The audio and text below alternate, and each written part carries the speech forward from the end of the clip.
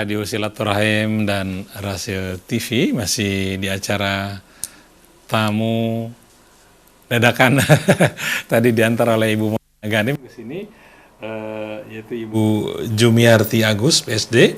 Beliau lahir di Pariaman tanggal 15 Mei tahun 72, SD sampai SMA-nya di Pariaman, kemudian ambil kimia di Andalas, ITB juga kimia juga, dan S3-nya di Tokyo of Technology. Ibu juga memimpin ACI kita, Aku Cinta Indonesia Kita. Apa maksudnya nih? Jadi begini Pak, kami menyadari Jepang itu sungguh sangat dahsyat majunya. Kemudian keteraturnya segala rupa. Nyaman hidupnya, nyaman kemana-mana, tidak ada copet segala rupa.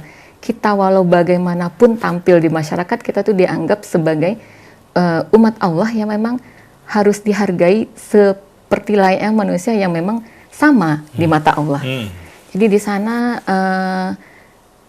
kami terinspirasi sekali. Kemudian 2006 sebenarnya saya pulang ke Bandung, melihat anak jalanan itu banyak sekali. Kemudian juga pulang ke Padang, orang tua di orang-orang sekitar rumah di Padang gitu pada mengadu yang anaknya sudah putus sekolah, panen tidak mencukupi. Jadi berakar dari permasalahannya di Indonesia sehingga balik ke Tokyo saat itu, dan kebetulan juga kami bawa anak pulang yang waktu itu umur 4 tahun, melihat anak jalanan itu dia selalu meminta nasib anak itu diperjuangkan gitu. Mama, anak kecil itu kan harus manja-manja dengan mamanya. Di Jepang nggak ada anak seperti itu. Kasihan mereka, tolong mereka gitu. Itu anak kecil Pak, apalagi kita sebagai orang yang dewasa gitu, yang udah punya basic, udah punya ilmu, terus ingin berkontribusi tentunya untuk kemajuan Indonesia. Makanya kami rembukan, saya, kemudian Pak Priyadi Kahar, kemudian ada Rahmiwati, kami rembuk gitu. Kita pengen berbuat sesuatu untuk kemajuan Indonesia. Selama ini kita keluar-keluar di milis PPI atau di milis muslimahnya Jepang gitu. Tapi ya sebagai rakyat tentu ketika ide-ide kita tidak sesuai dengan program tentu tidak bisa jalan. Kalau kita punya organisasi sendiri, kita bisa bikin apa program yang bisa kita lakukan gitu untuk kemajuan Indonesia gitu. Banyak yang berkata gitu kan, Mbak itu berpikirnya itu sangat cepat gitu. Kami tidak bisa mengikutinya, bukan tidak mau menjalankan program itu gitu. Nah, selalu pundung di sana, akhirnya kita mantap mendirikan organisasi ACI kita, Aku Cinta Indonesia Kita. Jadi tujuannya untuk mencapai kemajuan Indonesia, memajukan Indonesia dari segi memajukan pendidikan. Karena kami melihat rahasia kemajuan bangsa Jepang itu tidak lain dan tidak bukan adalah karena sistem pendidikan yang mereka memang pikirkan, kemudian jalankan secara maksimal, sehingga mereka bisa mencapai semua kemajuan teknologi, kemudian kenyamanan, kesejahteraan, kondisi yang harmonis di masyarakatnya. Jadi anggotanya siapa saja? Anggota ACI kita ini awal berdiri kita ini dulu tentunya mantapkan dulu ADART, kemudian kita tahun pertama juga sudah publish buku waktu itu. Dari itu kita publish, kemudian orang-orang membaca, dan kebetulan memang saya rajin menulis riset tentang anak. Banyak yang berkunjung di Multiplay, jadi banyak yang mensupport perjuangan ini. Begitu publish buku, masuk anggota baru. Jadi awalnya itu memang bergulir dari Jepang, kemudian kita perkenalkan kepada masyarakat Indonesia, terutama yang ada di luar negeri, melalui media maya saja, dengan tulisan-tulisan yang saya baca, kemudian mereka berdatangan. Terus publish buku kedua juga demikian, bertambah lagi terus. Kemudian baru sejak 2006, kita 2009 ketika publish buku yang ke-6, kita pulang ke Indonesia, baru bertemu nyata dengan masyarakat Indonesia. Waktu itu sempat juga launching buku, kemudian masuk stasiun TV, TV One, Trans TV, segala macam. Kita berbagi, banyak penulis yang pulang waktu itu, dan akhirnya 2009 itu juga kita mengadakan seminar dadakan. Jadi ada teman yang memang ada di universitas, kita adakan seminar tentang rahasia melanjutkan studi ke luar negeri. Nah, baru banyak yang bergabung di ACI kita, aktivis-aktivis dari mahasiswa. Nah, anggotanya sebenarnya tidak tertutup, Pak. Siapa saja bisa bergabung juga sampai saat ini. Jadi tidak hanya yang orang sekolahan, semuanya gitu. Apakah ibu-ibu yang tidak bekerja pun, maksudnya ibu rumah tangga atau ya orang yang bukan kerja di bidang akademik pun. Intinya siapa saja yang punya niat untuk memajukan Indonesia, mari kita bergabung bersama. Karena misi dari perjuangan ini adalah berjuang bersama memajukan bangsa.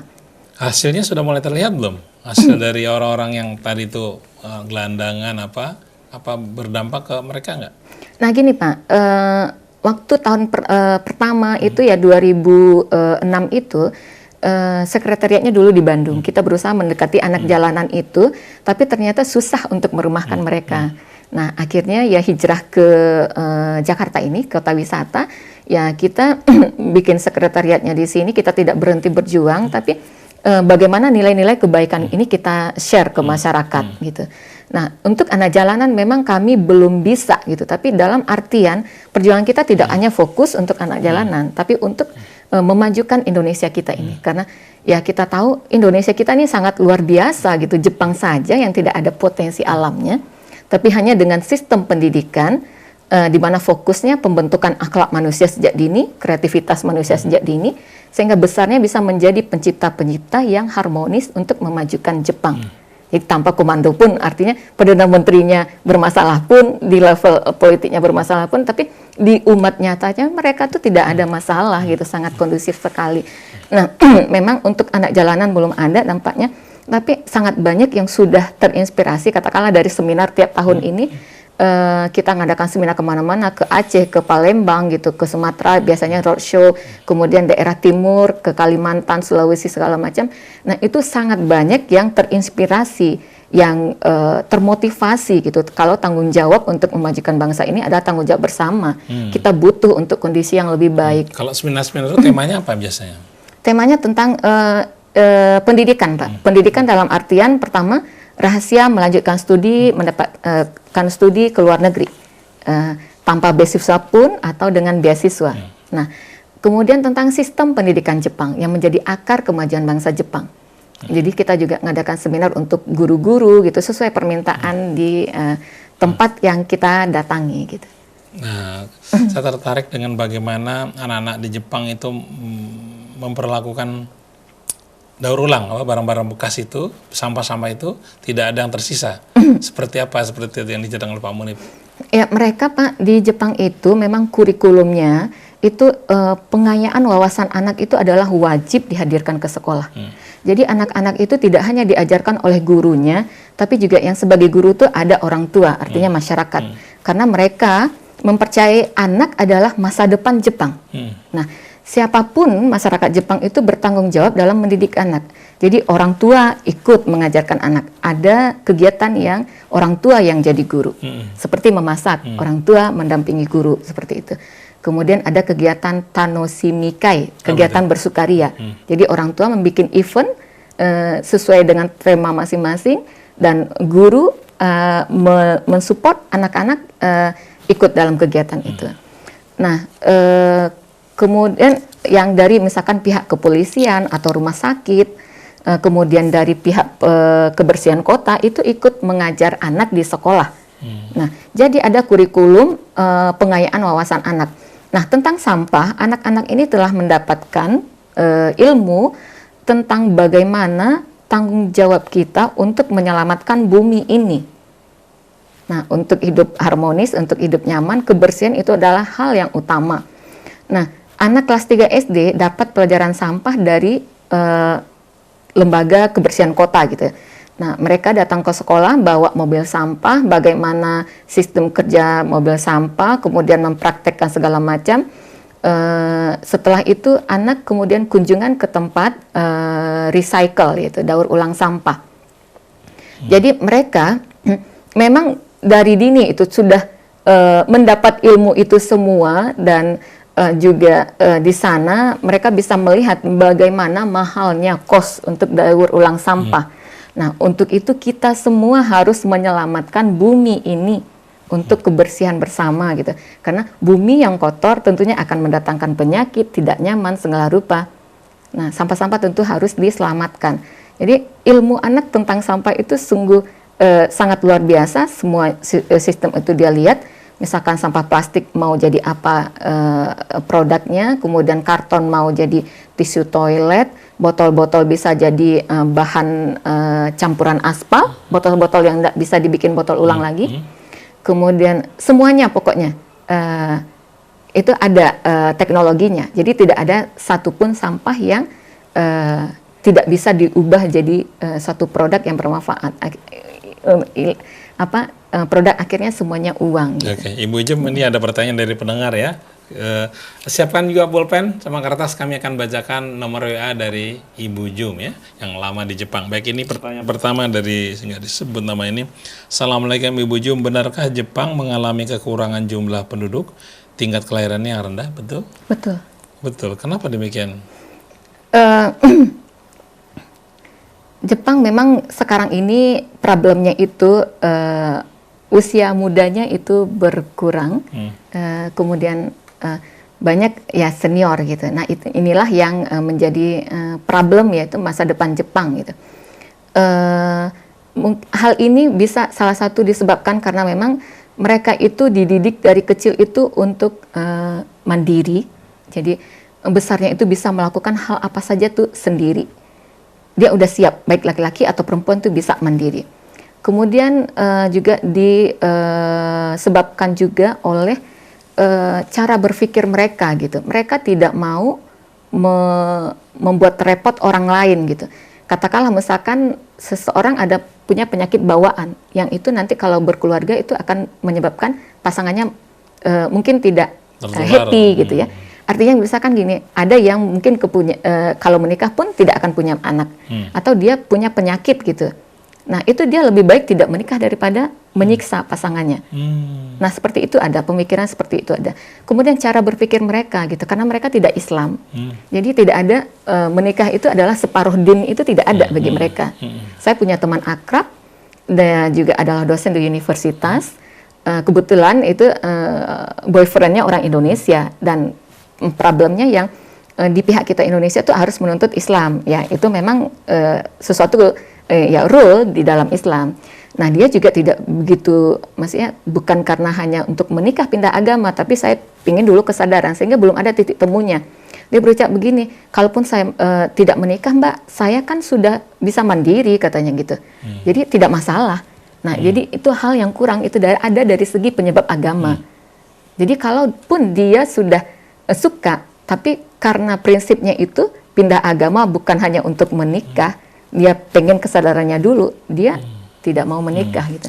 Jadi ada ya dari sistem pendidikannya juga ya, karena menuntut semua insan itu menjadi pribadi-pribadi yang siap menjalani hidup masa depan, membayar hidup sendiri. Jadi dia tidak canggung kalaupun tidak menikah, dia sudah bisa mandiri katanya gitu. Okay. Assalamualaikum Bu Jum, apakah Ibu Jum mengalami hambatan-hambatan dalam melaksanakan ibadah-ibadah Islamnya? Alhamdulillah tidak, karena orang Jepang sistem pendidikannya itu selalu dari kecil anak itu dididik untuk bagaimana menghargai orang lain, bagaimana untuk menghargai tamu. Nah, siapapun yang datang ke Jepang itu dianggap tamu. Saya juga tamu. Saya sebagai orang Islam saya katakan, Prof, saya itu Muslim, saya tidak boleh minum-minum. Walaupun saya tidak minum, hadir di forum yang ada birnya pun saya tidak bisa hadir. Karena saya pengen goal saya itu adalah masuk surga, kata saya gitu. Jadi kalau orang Jepang kita jujur apa adanya. Saya pengen ke Tenkoku gitu. Tenkoku itu surga. Jadi sebagai orang Islam tentu saya harus mengikuti rule Islam. Jadi bukan saya tidak menghormati undangan sensei, tapi agama saya menuntut demikian gitu. Sensei saya menghormati, sampai saya tamat pun saya tidak ikut dalam forum yang ada birnya. Nah, sampai sensei bilang gini, Agus Sang katanya gitu, sekarang ini nggak ada, saya kan dipanggil Agus di sana, nama orang tua. Nah, Agus Sang, sekarang ini nggak ada bir katanya gitu kan, yuk sekali ini ikut katanya gitu. Jadi bisa bisa merasakan kebersamaan, kekeluargaan. Orang Jepang kan sangat kompak dalam timnya gitu Pak. Makan berjamaah, makan siang berjamaah dipimpin oleh profesor. Saya katakan demikian, profesor saya menerima. Saya katakan, Prof, saya harus salat. Saya kalau jam segini saya harus salat. Kalaupun ada pertemuan itu harus salat, saya salat. Nah, tapi memang kita harus istiqomah. Nah, karena dia juga kritis. Nah, si itu Islam tapi dia makan butaniku katanya. Butaniku itu babi. Itu bagaimana dengan kamu katanya gitu kan? Ya sensei, orang itu kan beda-beda. Yang namanya agama itu kan dari Allah, dibawa oleh messengernya Muhammad Sang, kata saya gitu kan. Saya percaya pada kitab saya dan saya pengen melaksanakan Islam yang sebenarnya. Saya nggak mau ikut-ikutan. Nah, beda dengan misalkan kita hidup di dunia ada rule-nya, seperti kita tidak bayar pajak dari Syakuso. Syakuso itu artinya pemerintah kota. Selalu datang surat tagihan pajak, selalu ada yang mengingatkan. Tapi kalau agama kan tidak, hubungan kita dengan pencipta, kata saya gitu. Dan saya juga besar dari keluarga yang bapak dan ibu saya itu adalah sensei dalam bidang Islam, kata saya gitu. Kebetulan ayah dan ibu kan memang ustadz dan ustazah. Jadi setiap hari itu adalah didikan-didikan dan tauladan-tauladan Islami, kata saya gitu. Jadi sangat tidak bisa saya melanggar hal yang Islam itu. Termasuk juga ketika melahirkan saya juga katakan saya pengen dokter yang perempuan. Walaupun mereka katakan tidak bisa gitu. Ya tapi saya tidak biasa dan saya tidak akan konsentrasi. Nah, mendengar konsentrasi itu karena kan melahirkan masalah pertarungan nyawa. Jadi dia tuh mau mengorbankan waktunya sampai dia bilang ke suami saya, bilang saja sama Agus Sang sampai anaknya lahir kapanpun saya akan tunggu. Don't worry katanya gitu. Jadi akhirnya sensei, artinya maksudnya sensei itu kalau dokter juga dipanggil sensei, profesor juga dipanggil sensei. Gitu. Nah jadi si dokternya yang ngalah gitu demi pasiennya. Jadi kita sebagai pasien kita raja, kita sebagai penduduk kita raja gitu. Pemerintah sebagai pelayan, kita sebagai murid profesor kita yang raja. Jadi profesor yang menghantarkan misalkan selamat tahun baru, Matayo Resiko Negesimas, begitu juga ketika saya mengutarakan saya Islam, ya dia menghormati gitu. Jadi sangat subhanallah. Tidak ada masalah hambatan dalam menjalankan agama dan juga dengan lingkungan tidak ada teror segala macam gitu. Saya katakan saya Islam, saya orang baik-baik, agama kami tidak mengajarkan kekerasan, itu hanyalah isu yang salah, kata saya gitu. Jadi alhamdulillah pertemanan itu sampai saat ini sangat banyak dan mereka juga sangat menghargai sekali semua orang asing. Mereka tuh malah sekarang mengajarkan kepada penduduk Jepang bagaimana bahasa Jepang yang easy, yang mudah dipahami oleh orang asing. Saking dia pengen menghormati tamu, karena bahasa Jepang itu Pak ibarat bahasa Minang, ada pantun-pantun sebelum ke tujuan. Gitu. Dia sangat polite sekali, jadi nggak strict ngomongnya. Jadi kalau orang asing yang begitu-begitu kan, apalagi kalau kita nggak ngerti apa sih ngomong apa gitu, panjang banget gitu kan. Nah itu kan ribet. Nah jadi dia tuh sekarang saking dia pengen memuliakan orang asing dengan baik, saking dia pengen membuat orang asing itu hidup nyaman di negaranya, ke penduduk Jepang itu ada program dari pemerintahnya mengajarkan bahasa Jepang yang mudah. Kantangna Nihongo namanya. Dan saya juga tahunya ketika saya pernah diundang sebagai tamu, artinya ini orang asing gitu ya, menanggapi bahasa Jepang yang begitu bisa diterima nggak gitu. Atau dia bikin iklan sebagai orang asing, itu mudah dimengerti tidak katanya gitu. Nah, saya kasih masukan gitu. Kepada mereka. Jadi tidak ada masalah hambatan dalam agama gitu. Saya juga di semua tempat saya berkerudung. Beda mungkin ya dengan kondisi lainnya di Eropa atau Amerika. Ini bisa dibaca di buku Meraih Cintanya ini. Katanya kalau mau sholat subuh sampai orang Jepang jemput anak orang Indonesia yang mau sholat subuh ke masjid. Oh iya itu betul Pak. Itu ada di suatu kota yang masjidnya itu aktivisnya kebetulan orang Jepang. Jadi setiap sholat subuh itu dia sebelum sholat subuh datang dia jemput dulu. Warga yang Muslim, dia jemput ke rumahnya. Yang jemput orang Jepang. Yang jemput orang Jepang. Dia Muslim juga. Dia Muslim juga. Oh, Jepang baru ya. Jepang baru, tapi dia sudah Muslim dari, maksudnya datangnya hidayah. Beda dengan teman tadi ya, gitu mungkin belum datang hidayah, walaupun dia sudah banyak tahu tentang Islam. Artinya dia Muslim atas keinginan dia sendiri. Jadi. Baik, seperti janji kami tadi, kami akan bacakan nomor WA dari Ibu Jumiarti Agus PSD. Anda bisa kontak ya, nomornya plus 818 03333, tiganya 4 kali, kemudian 1327 plus 0818 03333, tiganya 4 kali, kemudian 1327. Jadi plus 81803333, tiganya 4 kali, 1327. Jumiarti Agus PSD ya. Sangat gampang insya Allah ini ya Pak, nomornya ya Pak. Walaupun Indonesia bisa kirim sini kan? Bisa. Oke. Jadi plus 81 itu kan nomornya Jepang, 80 itu kayak di kita ada simpati, ada apa gitu kan, kodenya 80. Oh Nah, gitu ya. 3 yang di tengah gitu kan 4 kali. Yang belakang itu tanggal lahir anak saya yang pertama dengan anak yang kedua. Di 13 dan 27. Assalamualaikum Bu Ujum. Ujum katanya kalau makan di sana mahal ya, sarapan aja sampai kalau di kos bisa 500.000. Apa betul? Ya, makanan memang mahal, tapi variasi sih Pak ya. Kalau mau makan udang ada yang murah gitu ya. Tapi memang kalau kita makan di restoran itu mahal. Pertama karena memang jasa di sana sangat dihargai Pak. Jadi kalau kita arbeito part time aja misalkan di restoran, sejamnya itu bisa digaji 900 sampai 1.000 yen. Artinya itu untuk gaji karyawan aja.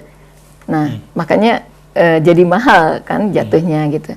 Ya memang di sana semua orang bisa hidup nyaman, makan enak, itu makanan profesor dengan makanan rakyat biasa itu sama. Karena gaji di sana itu ya ada standar dari pemerintah. Jadi siapapun orangnya bisa hidup dengan sejahtera gitu, semua anaknya bisa bersekolah. Makanya makanan mahal, ya servis di sana, jasa gitu kan ya Pak ya, mahal memang.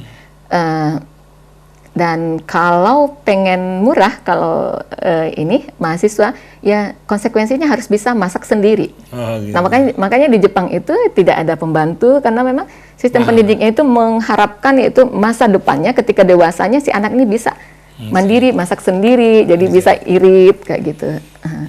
Assalamualaikum Ibu Jum, menarik sekali apa yang diceritakan oleh Ibu Jum, semuanya serba tertib, serba bersih. Tapi kenapa katanya di sana banyak orang bunuh diri?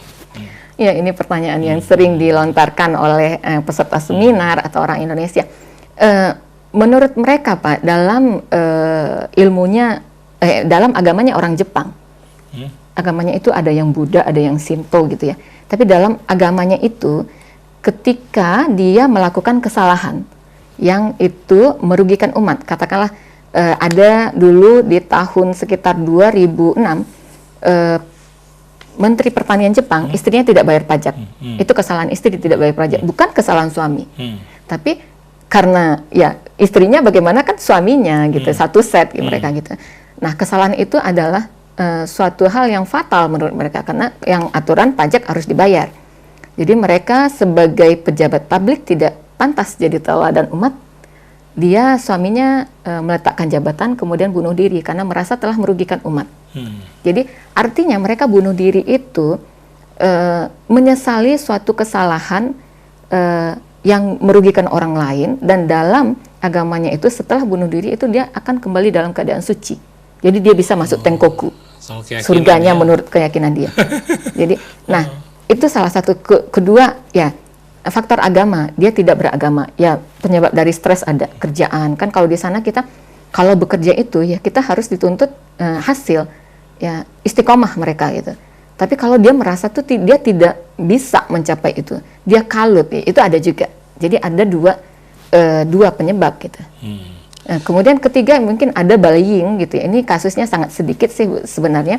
Ya, tapi yang namanya anak-anak yang dia tidak bisa terbuka, nah dia merasa tidak bisa mungkin, nah itu ada juga. Jadi ada 3 kalau dalam pengamatan kami ya selama ada di Jepang. Tapi mayoritas kalau misalkan pimpinannya merasa tidak bisa membawa umat, tidak bisa bekerja untuk kesejahteraan umat, untuk kemajuan umat, dia tuh sadar akhirnya dan dia letakkan jabatan, kemudian dia bunuh diri. Itu banyak sekali kasus. Baik, Jum, kita baca SMS selanjutnya. Dia hanya menambahkan saja, Assalamualaikum Ibu Jum, saya hanya ingin menambah info. Sebenarnya Jepang maju karena restorasi Meiji, kolaborasi kepemimpinan Kaisar Meiji dan intelektual Fukuzawa Yukichi menjadikan Jepang seperti sekarang ini. Sedang di Indonesia kita hanya mampu mengerutkan kulit kening kalau melihat kelakuan pemimpin kita.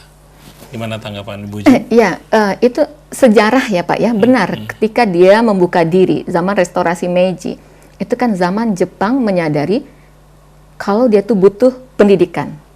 Jadi restorasi Meiji, zaman Jepang membuka diri, waktu itu orang-orang Jepang dikirim belajar ke Amerika, ke Jerman, kayak gitu. Nah, sepulangnya dari luar negeri, dia kembali ke Jepang, membangun pendidikan Jepang, termasuk universitas perempuan gitu, step by step seperti itu. Jadi intinya kemajuan Jepang itu adalah setelah dia menyadari gitu betapa pentingnya pendidikan. betapa pentingnya silaturahmi dengan bangsa lain untuk kemajuan gitu. Nah, semenjak itu ditata semuanya, kurikulum Jepang ditata step by step, selalu diperbaiki. Dan kurikulum di Jepang itu semuanya kurikulum se-Jepang rayanya itu ada kurikulum nasional, kemudian ada kurikulum daerah, dan kurikulum untuk sekolah itu sendiri. Jadi di sana kami di ACI kita tuh sudah dikasih kurikulum bangsa Jepang itu. Waktu kunjungan visit ke SD, kebetulan yang dikunjungi adalah SD anak kami, dan di sana kami karena hubungan baik itu mereka percaya gitu apa sih kegiatan dari ACI kita gitu, memajukan Indonesia dari segi memajukan pendidikannya, kemudian kita nanti ingin kolaborasi untuk kemajuan kita bersama, untuk kemajuan Indonesia tentu karena memang main dari perjuangan ini adalah untuk kemajuan Indonesia, mencapai kemajuan Indonesia. Kemudian bangsa Jepang sendiri kan sekarang mengalami degradasi anak muda, otomatis dia butuh bantuan human resource, mereka kurang. Nah, dari sana mereka sangat support semua kegiatan ACI kita yang diadakan. Hal apapun yang kita minta informasinya mereka berikan, baik dalam bidang pendidikan, kesehatan gitu. Ya, Assalamualaikum Bu Jum. Waalaikumsalam warahmatullahi Bagaimana anak wabarakatuh. muda di Jepang, apakah mereka tahu tentang Indonesia? Dan bagaimana cara Jepang menanamkan sifat tidak sombong kepada anak-anak? Anak-anak muda Jepang secara umum mereka memang belum tahu Indonesia. Mereka lebih tahu Bali. Jadi dia nggak tahu kalau Bali itu adalah Indonesia. Karena mereka kan memang beberapa suka traveling. Mereka tidak tahu Indonesia, tapi setelah kita kenalkan Indonesia ini loh, Jepang pernah datang ke Indonesia menjajah kami gitu. Dan saya juga ceritakan aja, misalkan dulu di pelajaran Indonesia, Jepang itu menjajah sangat kejam gitu. Saya bilang kayak gitu. Saya bilang kayak gitu. Pertama saya bilangnya ngetesnya ke anak dulu. Mama, sebenarnya orang Jepang tuh nggak hanya kejam ke orang Indonesia, ke orang Jepang juga kejam waktu zaman peperangan itu gitu. Nah, kok gitu? Iya, yang waktu itu kan Jepang itu belum seperti sekarang, belum bisa memproduksi alat-alat perang kayak gitu. Jadi dia datang ke rumah rakyatnya, katanya gitu, tentara-tentaranya itu datang, dia rebut semua mainan anak-anak itu, anak-anak kecil pada bertangisan, katanya gitu. Terus ibunya juga, katanya, jadi diambil paksa, katanya. Ini kan sejarah yang asli dari versi sana gitu. Jadi mama nggak boleh ngomong kayak gitu, katanya gitu. Memang dia kejam, tapi ke depannya gitu. Jadi orang Jepang itu dari kecil tuh diajarkan bagaimana untuk mengambil sisi positif dari suatu kondisi gitu. Dari suatu kondisi. Nah itu saya tes ke anak saya yang pertama gitu. Dan ke orang Jepang asli pun saya bilangin gitu kan. Iya dulu di dalam pelajaran kami gitu kan Jepang itu sangat kejam, walaupun 3,5 tahun itu lebih kejam dari Belanda. Katanya gomen nasai, katanya memang warui, katanya gitu. Dia menyadari gitu orang-orang Jepang, dan malah banyak orang Jepang itu yang cinta Indonesia. Kami juga kerjasama, ACI kita kerjasama dengan KIS namanya, jadi Kobe Indonesian Society. Lagu Bengawan Solo terkenal di sana? Bisa, Lagu Bengawan Solo, malah dia aktif mensosialisasikan budaya kita, angklung. Dia itu anggotanya semua orang-orang tua Jepang, senior-senior di sana. Itu juga kolaborasi dengan ACI kita. Dan di Jepang juga banyak tanaman padi ya? Iya, banyak tanaman padi. Mereka juga memproduksi padi sendiri gitu. Jadi sebenarnya kemajuan Jepang itu nggak hanya di bidang teknologi, apa saja Pak. Kemajuan, maksudnya dalam segi menyulam, dalam segi menanam bunga, semuanya mereka tuh spesifik. Ini yang Dadang tanya, apa betul di sana anak SD lebih diutamakan belajar origami daripada matematik? Iya, nah itu dalam konteks begini Pak, nggak hanya origami, jadi menggali potensi anak sejak usia dini itu sangat luar biasa di sana. Dalam artian begini, kalau anak TK potensinya bagaimana? Potensi bermain tentunya. Bermain kan juga adalah belajar bagaimana bersosialisasi dengan teman-teman. Itu diberikan arena bermain, apakah dia main pasir atau apa, anak kotor pun nggak apa-apa gitu. Di sana, kemana-mana ibu-ibunya, anak-anaknya siap untuk main prosotan. Jadi setiap insan itu dia sesuaikan dengan usianya gitu. Jadi, potensi anak, potensi berkarya gitu, menggambar segala rupa itu digali. Nah itulah yang menyebabkan mereka itu dari semua sisi itu berkembang. Nah jadi nggak hanya anak-anak Jepang kalau ditanya mau jadi apa gitu, mau jadi, kebanyakan mau jadi penjual es krim, karena kan penjual es krim kan bisa membuat variasi, udah gitu makan enak. Kalau nggak jadi hanayasang. Nayasang kan indah kayak gitu, bisa berkarya. Jadi jarang yang mengatakan mau jadi dokter, jadi insinyur kayak gitu. Karena dia melihat ya segala sesuatu itu mengasikkan gitu. Jadi memang semua profesi itu dari kecil, potensi anak dari kecil selalu lupa digali. Dan memang untuk masuk SMA misalkan, poin matematika itu hanya dinilai 3. Sementara olahraga, kesenian, musik, menggambar itu 5. Dalam artian misalkan kesenian dapat 5 dikali 8. Kalau matematika hanya 3 poinnya. Oh, gitu. Jadi masih SMA di sana kan ada ranknya.